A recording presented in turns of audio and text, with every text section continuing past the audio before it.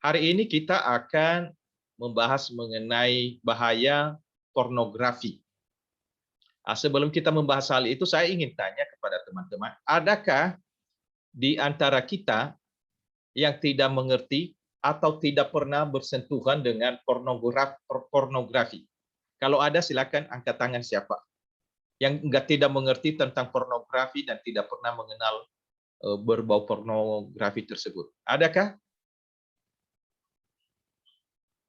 Oke, baik. Oke, Phoebe enggak tahu ya?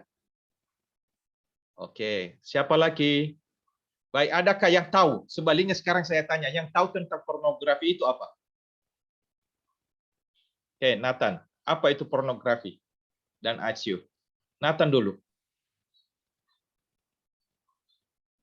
Nggak ngerti cara menjelasinnya. Iya, apa? Cuma tahu tapi nggak ngerti bagaimana cara menjelaskan secara ininya. Oke, jadi enggak tahu ya? Siapa yang bisa menjelaskan?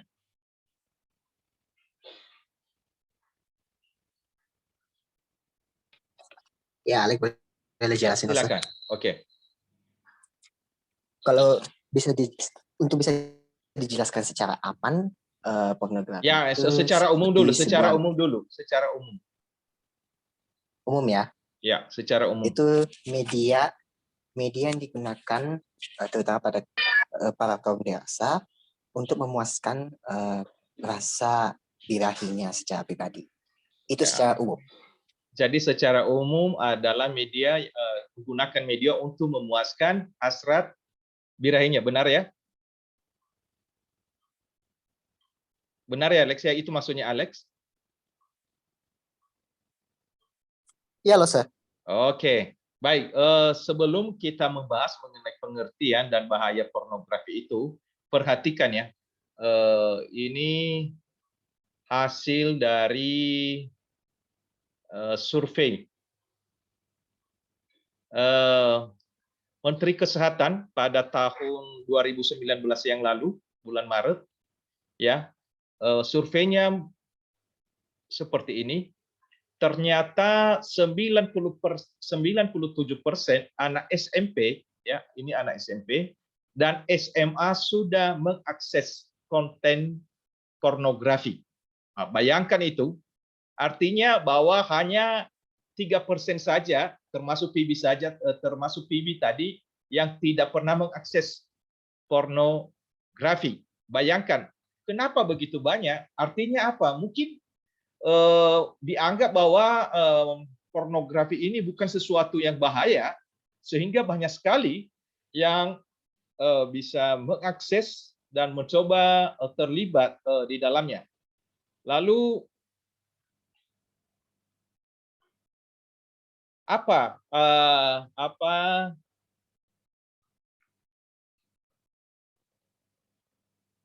bentar ya, kok macet. Oke. Lalu bagaimana sikap orang Kristen, ya? Bagaimana sikap orang Kristen memandang pornografi? Apa biasa-biasa saja seperti umum atau apa kata Alkitab? Nah, sebelum kita membahas dari perspektif Kristen, kita lihat dulu apa definisi pornografi ini. Pornografi adalah gambar, ya, sketsa atau ilustrasi atau foto atau tulisan, suara, bunyi, gambar bergerak, animasi, kartun, percakapan, gerak tubuh, atau bentuk pesan lainnya melalui berbagai bentuk media komunikasi dan atau pertunjukan di muka umum yang memuat percabulan atau eksploitasi seksual yang melanggar norma kesusilaan dalam masyarakat. Jadi pornografi itu sangat kompleks ya, bukan hanya gambar, tetapi juga animasi, juga gerak tubuh, juga suara. Yang penting itu yang bersifat eksploitasi seksual, ya, yang melanggar norma kesusilaan. Ini definisi ini adalah sesuai dengan Undang-Undang Republik Indonesia nomor 44 tahun 2008 ya. Nah, kalau secara Kristen apa definisi daripada pornografi ini? Teman-teman, dalam bahasa Yunani atau juga bahasa Alkitab Perjanjian Baru, porno menggunakan kata porneo. Pernah mendengarkan kata porneo?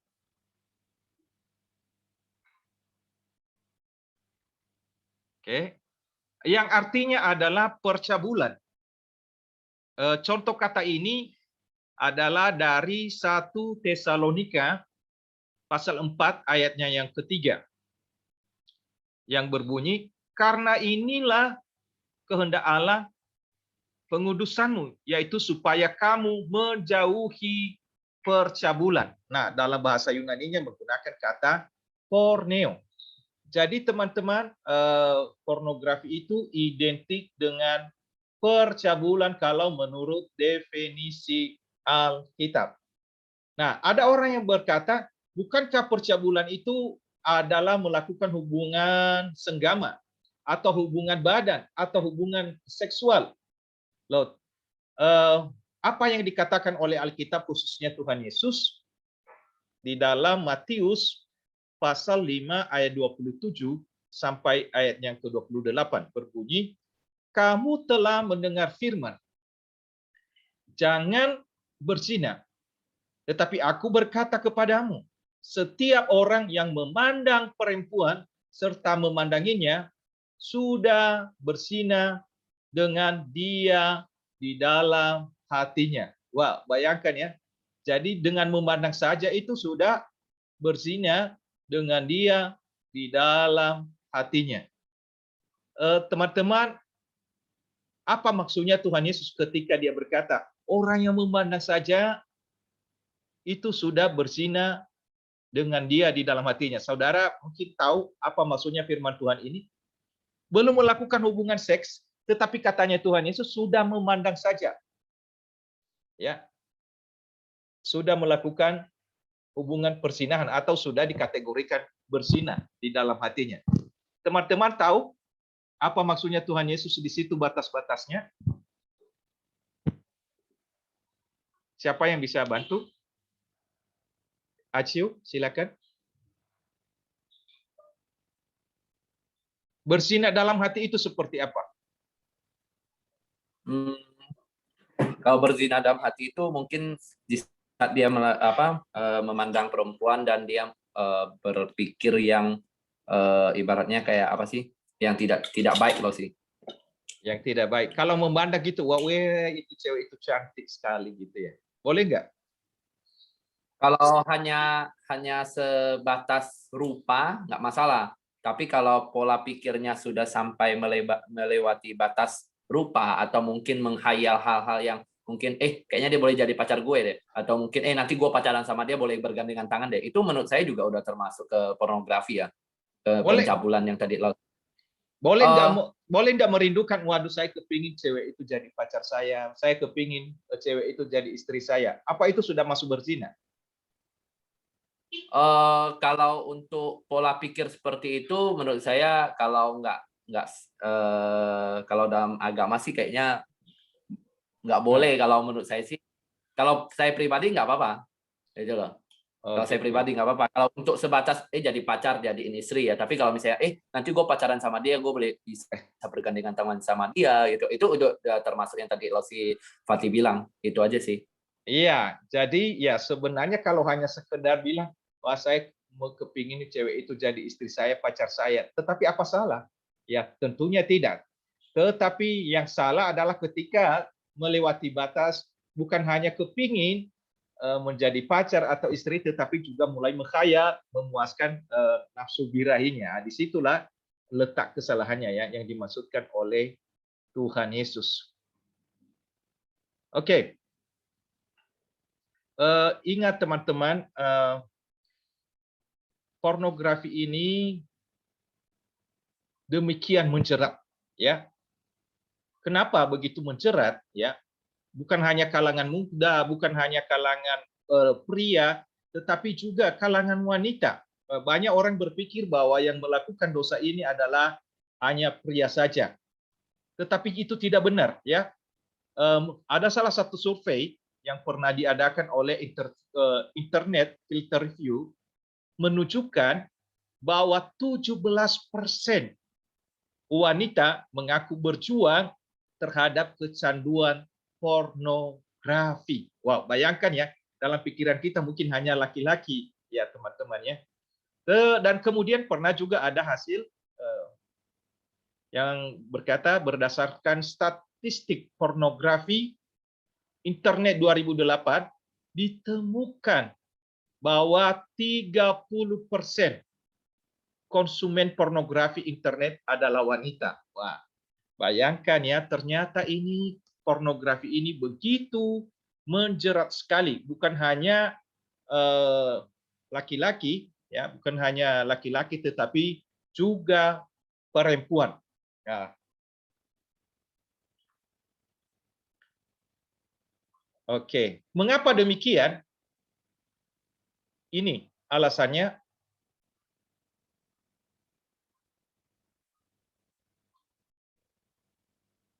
Mana yang pertama? Oke ya, teman ini. Karena manusia adalah makhluk yang memiliki hasrat seksual. Ya, karena manusia itu makhluk yang memiliki hasrat seksual. Lah ada apa kalau manusia itu memiliki hasrat seksual? Hasrat itulah yang menimbulkan rasa ingin tahu tentang hal-hal yang berkaitan dengan pornografi, ya. Bisa dikatakan bahwa masalah pornografi adalah dosa yang berkaitan dan menyentuh kodrat manusia kita yang lemah, yaitu nafsu hasrat seksual. Jadi tidak heran kalau banyak teman-teman yang menjadikan seksual itu atau seks itu sebagai lelucon murahan, ya gitu ya, untuk memancing ketawa-ketawa begitu ya. Kenapa? Karena memang manusia itu memiliki hasrat seksual. Memang Tuhanlah yang menciptakan hasrat tersebut dengan tujuan sebagai penambah kenikmatan dalam ikatan pernikahan. Jadi ya sebenarnya Tuhan sendiri yang menciptakan hal itu, tetapi bukan untuk sembarang tempat, tetapi itu diperuntukkan untuk suami atau istri. Lalu yang kedua, ya yang kedua tadi salah settingan tadi itu karena sering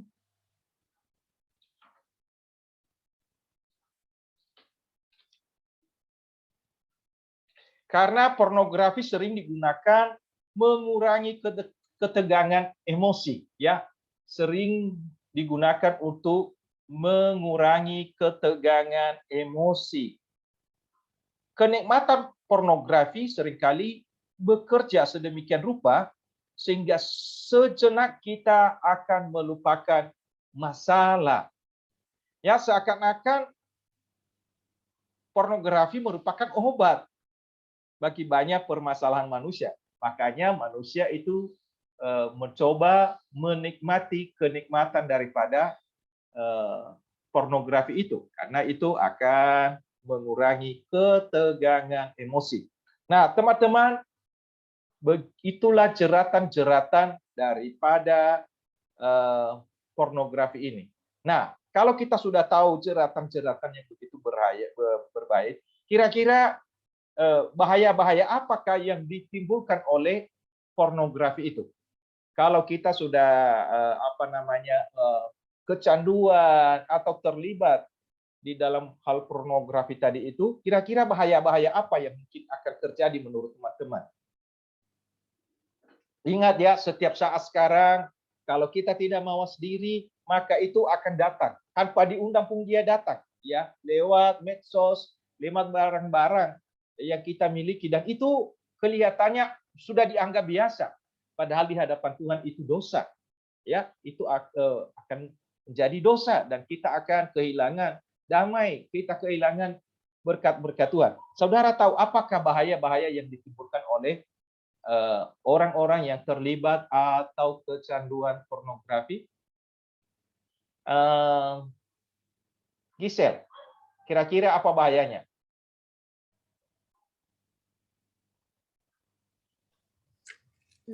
Menurut Mungkin pikirannya yang sudah dapat edukasinya selama ini. jadi lebih mengurung diri mungkin. Lebih mengurung diri ya. Kalau Anjani? Banyak sih, kayak kalau misalnya orang udah kecanduan biasanya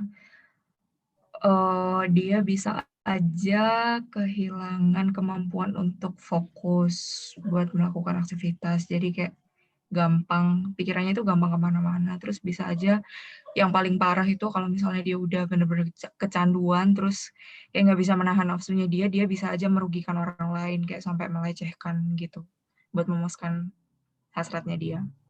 Oke. Ada lagi yang mau menambahkan kira-kira bahaya-bahaya pornografi ini yang sudah didapatkan edukasi atau pelajaran selama ini? Atau itu teman-teman sudah menganggap biasa? Samantha, mungkin pernah mendengar pelajaran tentang ini, akibat daripada pornografi? Iya, Ya, apa kira akibatnya? Bahaya-bahayanya? otaknya jadi rusak. Otaknya jadi rusak ya. Ya teman-temannya ini ya.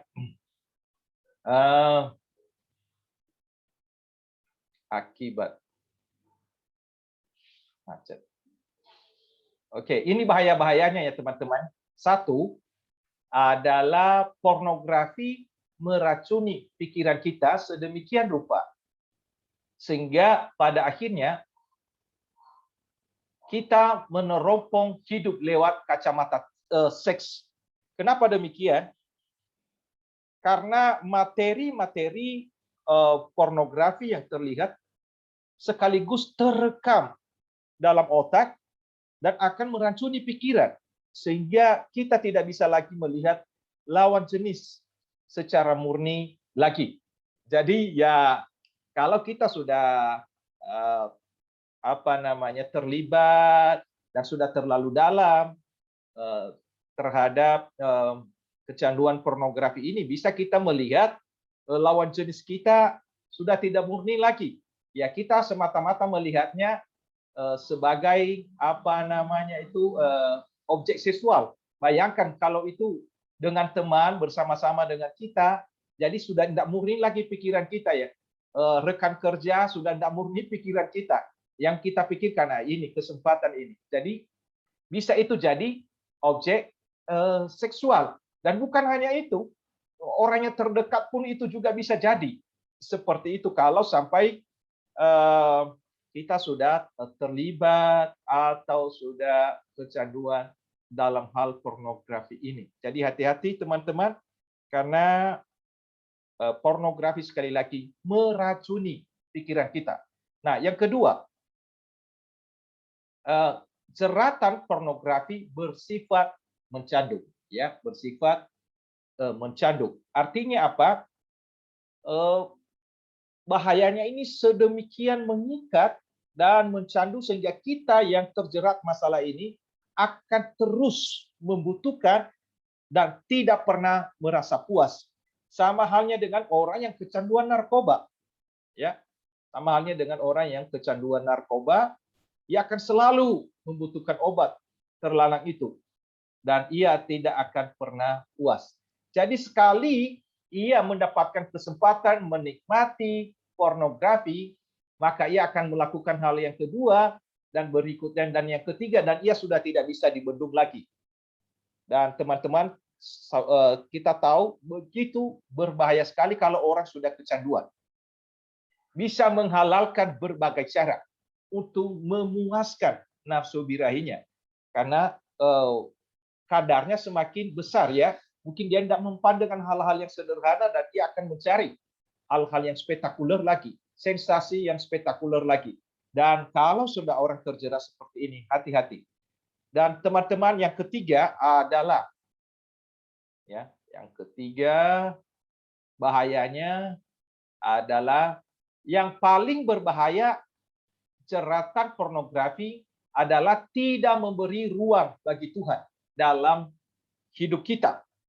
Ya, maksudnya sewaktu pikiran kita dipenuhi oleh pornografi, maka kita akan merasa tidak layak di hadapan Tuhan. Kita tidak merasa layak di hadapan Tuhan. Kita merasa najis di hadapan Tuhan. Dan akhirnya perasaan ini membuat kita menjauh daripada Tuhan. Dan kalau tidak ditolong, kalau tidak tertolong seperti ini, lama-lama ia akan hilang. Menjadi anak yang hilang, dan ia menjadi orang yang melupakan Tuhan di dalam hidupnya. Dan yang ketiga, teman-teman, yang keempat, bahayanya adalah secara sosial. Ini Anjani sudah menyampaikan hal itu tadi. Jeratan pornografi akan meningkatkan kejahatan seksual, seperti pemerkosaan. Ini banyak tindakan-tindakan seperti itu menjadi sangat berbahaya. Itu yang menjadi objeknya siapa saja, tidak peduli keluarga, tidak peduli anak kecil, dan itu akan menghasilkan hubungan sosial yang menjadi rusak. Karena itu hal ini harus ditanggulangi, harus ditolong. Kalau tidak ditolong akan menimbulkan masalah sosial. Makanya kerap kali orang bilang bahwa masalah seksi ini adalah penyakit sosial. Lalu setelah kita mengetahui bahaya-bahaya yang ditimbulkan oleh pornografi ini, tentunya kita tidak ingin terlibat, dan mungkin bagi orang yang sudah terlibat, kita ingin dipulihkan. Lalu bagaimana caranya, teman-teman? Menolong orang yang sudah kadung, istilahnya sudah menganggap biasa pornografi ini, dia tidak merasa berdosa, dan menganggap biasa-biasa saja. Bagaimana caranya? Dia melihat ini untuk memuaskan nafsunya, tetapi menganggap biasa-biasa. Lalu apa yang harus dilakukan menurut teman-teman?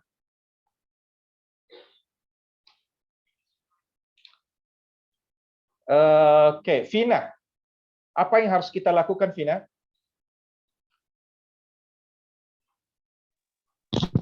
Halo, Lose. Ya, apa yang harus kita lakukan kalau sudah kadung seperti itu? Kalau menurut Vina, kalau udah terlanjur melakukan hal seperti itu, yang pertama kali kita harus bertobat, minta bantuan Tuhan buat bisa nggak melakukan hal itu lagi gitu.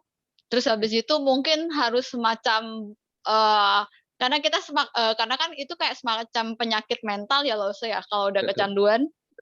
Mungkin kita perlu datang ke psikiater atau psikolog buat bantu kita untuk kan itu kalau kecanduan sama kayak kita pakai narkoba mungkin ya loh ya. Kalau narkoba ada masa terapinya, dan sama menurut Vina bakal sama sih untuk yang kecanduan seks, bakal ada kayak masa terapi. Jadi mungkin nggak langsung harus berhenti, tapi kayak dikit demi sedikit pasti harus bisa mengurangi kayak gitu. Betul. Oke, baik, terima kasih. Alex, mungkin apa Alex, kalau sudah kadung seperti itu, Alex, apa yang harus dilakukan?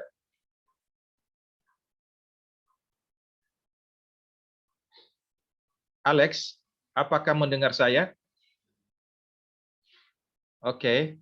Halo. Ya, agak putus-putus tadi. Ya, gimana Alex? Apa yang harus dilakukan? Vina bilang tadi harus bertobat di hadapan Tuhan dan perlu penanganan khusus. Kalau Alex sih hampir sama ya kayak Vina. Harus bertobat, harus cari profesional, udah itu. Cari profesional untuk minta bantuan, untuk minta konseling, untuk minta bimbingan. Bagaimana bisa lepas dari kecanduan ini, dan sebagainya. Oke, satu lagi, Nicholas. Menurut Nicholas bagaimana, Niko?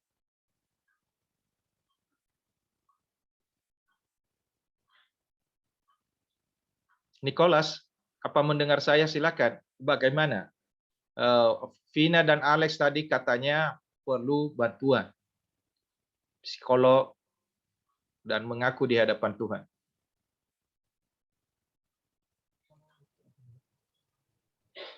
Ya, silakan. Niko. Ya, halo, Ustaz. Ya, silakan gimana? Adakah?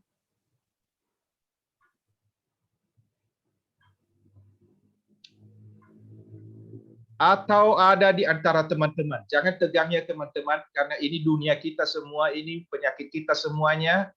Jadi ini lebih baik mencegah daripada mengobati. Ya. Adakah yang memberikan saran? Anjani? Atau Gisel? Ya, Anjani. Kalau menurutku sih harus halo, ini suara aku kedengeran kan? Oke. Dengar. Kalau menurutku sih harus ada role model yang konkret gitu loh. Maksudnya kayak yang orang yang beneran pernah mengalami kecanduan itu, terus dia berhasil melewati rehabilitasi sampai benar-benar dia sembuh. Jadi kayak orang lain yang kecanduan itu, dia bisa ngelihat, oh ada orang yang berhasil menghilangkan rasa candu tersebut gitu loh. Kalau ada maksudnya orang yang beneran mengalami itu kayak pasti orang-orang yang kecanduan itu juga mikir, oh kalau dia bisa kenapa aku nggak bisa gitu. Gitu sih. Oke, jadi lebih ke arah supaya mencari orang yang pernah berhasil mengatasi masalahnya itu ya. Ada lagi teman-teman? Oke, silakan Cio. Halo sih. Saya dulu kalau nggak salah SMP apa SMA saya lupa deh. Pokoknya dulu kalau di sekolah, saya nggak tahu sekolah sekarang ya. Dulu sekolah kami itu ada ajaran pornografi, seksualitas gitulah, pokoknya ke arah sana gitu kan. Maksudnya itu pengetahuan tentang ini supaya kita tidak melenceng ke sana gitu kan. Dan kayak yang materi yang tadi Pak Fatih sampaikan tuh semua ada gitu kan. Terus saya kalau nggak salah ingat ya. Jadi sarannya itu kalau misalnya orang udah kelanjur sentuh atau kelanjur pernah menonton atau melihat akan itu, atau mungkin lebih parahnya lagi pernah melakukan atau apa gitu kan, itu yang harus dilakukan tuh pertama dia harus kalau yang pertama tuh harus ada komitmen. Maksudnya komitmen tuh dari pribadi sendiri bahwa dia pengen berubah gitu loh. Kedua ya seperti yang tadi Vina bilang, dia kan kecanduan kayak narkoba gitu kan, ibaratnya meskipun dia punya niat, punya kemauan untuk mengubah, tapi kalau misalnya nafsunya itu atau itunya datang gitu kan, ibaratnya keinginan dia datang, mau dia sekomitmen apapun dia nggak bisa bertahan. Ya dengan cara apa ya, dia harus melakukan aktivitas di luar itu harus ada aktivitas yang bisa membuat dia lupa akan hal ini. Mungkin olahraga, banyakin olahraga atau apa, itu yang saya dulu dapat informasi dari pengajaran dari orang-orang penting ini kan. Ya intinya ya harus berkonsultasi sama orang, gitu aja sih. Konsultasi sama orang yang pintar gitu loh. Jadi kayak kalau misalnya kita di gereja, contohnya kita anak-anak pemuda remaja ya paling cari hamba Tuhan gitu loh kalau misalnya nggak ada orang, karena hamba Tuhan kan bisa memberikan jalan keluar. Tapi kalau misalnya nggak ada, mungkin di luar ada teman yang kayak psikolog atau mungkin ada pernah kayak gini yang Anjani bilang, yowes dia bakal memberitahukan kita gimana caranya untuk keluar dari ranah itu. Bisa kok, nggak mungkin nggak bisa. Oke, benar ya. Ini solusi ya yang bisa kita lakukan. Yang pertama adalah bagi yang belum pernah terlibat, jangan pernah memulainya, ya. Jangan pernah memulainya. Peringatan ini sangat penting, teman-teman. Barang siapa memulai, ia akan terjerat. Meski teman atau saudara yang menawarkan materi pornografi kepada kita, kita harus berani berkata tidak. Kita tidak perlu segan-segan menolak tawaran tersebut. Karena sebetulnya yang kita tolak adalah bukan orangnya, tetapi dosa yang kita tolak, bukan pribadinya. Jadi pencegahan jauh lebih baik daripada mengobatinya. Nah, inilah solusi yang pertama bagi teman-teman yang tidak pernah mengakses, yang tidak pernah melihat, jangan sekali-kali memulainya. karena itu lebih baik mencegah daripada mengobati. Dan yang kedua, kalau tidak sengaja terlintas di hadapan kita, ya bukan berarti kita tidak berdaya. Kita tetap memiliki pilihan untuk tidak melanjutkan. Kan memang seperti yang saya katakan, kadang-kadang materi pornografi itu tiba-tiba tanpa diundang, ia datang begitu saja gitu ya menghampiri kita. Karena itu ya kita punya pilihan. Jangan berpikir ya, ini kesempatan ya. Ya ini kesempatan ya. Justru itu yang bermasalah. Jangan dijadikan sebagai kesempatan, tapi harus punya pilihan untuk menolak. Dan yang kedua, yang ketiga teman-teman, kalau sudah terlibat atau sudah pernah mengakses, pertama-tama akuilah di hadapan Tuhan dan mohon pengampunan. Dan bukan hanya di hadapan Tuhan, ada wakilnya Tuhan di sini. Selain daripada itu, seperti usulnya Vina, Anjani, Aciu tadi, carilah seorang mentor. Ya, kalau bisa hamba Tuhan. Tapi mungkin ada orang yang tidak nyaman kepada hamba Tuhan, carilah kepada teman-teman yang dewasa secara rohani. Jangan cari orang yang salah. Nanti malah kalau misalnya kamu curhat, tapi kamu dapat orang yang salah, masalahmu bukan semakin selesai, tetapi malah itu akan semakin membuat kamu terjerat, mungkin terjerumus lagi, atau masalahmu juga tambah semakin besar. Jadi carilah pengampunan kepada Tuhan. Akui di hadapan Tuhan. Ingat bahwa tidak ada dosa yang terlalu besar kalau kita sungguh-sungguh mau bertobat. Dan itu pun juga mungkin kita jatuh bangun. Intinya adalah jangan berhenti untuk bertobat. Jangan berhenti untuk mengakui di hadapan Tuhan. Dan sekali lagi, carilah orang yang menjadi mentor, menolong kita. Ya, nggak usah jauh-jauh lah hamba Tuhan. Mungkin orang tua, ayah dan ibu. Saya yakin ya, kalau kita jujur kepada orang tua, ya kepada ayah atau ibu, saya yakin dia akan menolong kita. Ya memang mungkin ada orang tua yang marah, tetapi saya pikir kalau orang tua yang bijaksana, dia akan menolong supaya kamu bisa lepas dari jeratan pornografi tersebut. Dan kemudian yang keempat yang tidak kalah pentingnya adalah jauhkan diri terhadap media atau situs yang berpotensi berdekatan dengan pornografi. Jadi kalau kita sudah tahu ini ada godaan di sini, ya jangan sengaja dekat-dekat dengan media seperti itu. Cari media yang benar-benar bisa membawa kita menjadi pribadi yang lebih positif, pribadi yang lebih bertanggung jawab di hadapan Tuhan. Tuhan memberkati.